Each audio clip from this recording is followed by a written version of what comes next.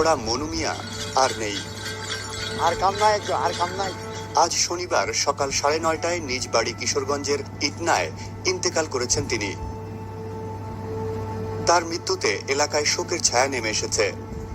মনু মিয়ার মৃত্যুর বিষয়টি নিশ্চিত করে তার ভাতিজা শফিকুল ইসলাম বলেন, চাচা দীর্ঘদিন ধরে ডায়াবেটিস সহ বার্ধক্যজনিত নানা রোগে ভুগছিলেন। গত 6 দিন আগে চিকিৎসা শেষে ইটনার নিজ বাড়িতে ফিরে আসেন। আজ সকাল 9:30 মাত্রই খুন্তি কোদাল সহ প্রয়োজনীয় সব যন্ত্রপাতি নিয়ে রাত বিরাতে ঝড় তুফান উপেক্ষা করে ঘোড়ায় করে ছুটে যেতেন কবরস্থানে। মানুষের অন্তিম যাত্রায় তিনি বাড়িয়ে দিতেন তার আন্তরিক হাত। এভাবেই কবর খুঁড়ে যাচ্ছেন 50 বছর ধরে। এজন্য তিনি নেননি পারিশ্রমিক।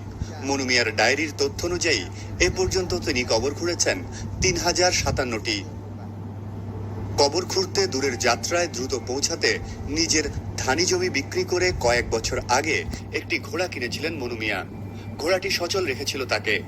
বাড়িতে মনু মিয়া ও তার স্ত্রী রহিমা বেগমের অনুপস্থিতিতে অভিভাবক শূন্য ঘোড়াটিকে মেরে ফেলেছিল কিছু দুর্বৃত্ত। স্থানীয় জয়সিদ্ধি ইউনিয়নের চেয়ারম্যান মোহাম্মদ মনিরুদ্দিন বলেন, একজন শুধু খোড়া মনু মিয়া আর নেই।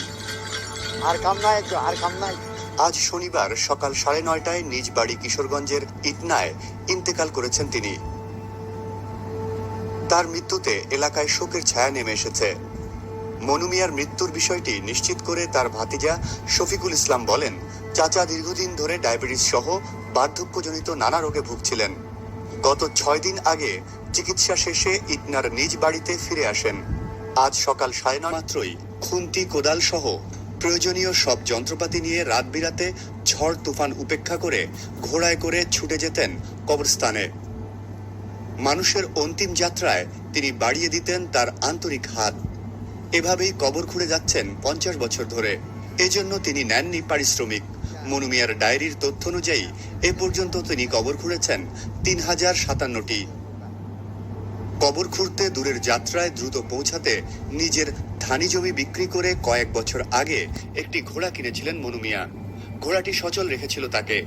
বাড়িতে মনু মিয়া ও তার স্ত্রী রহিমা বেগমের অনুপস্থিতিতে অভিভাবক শূন্য ঘোড়াটিকে মেরে ফেলেছিল কিছু দুর্বৃত্ত।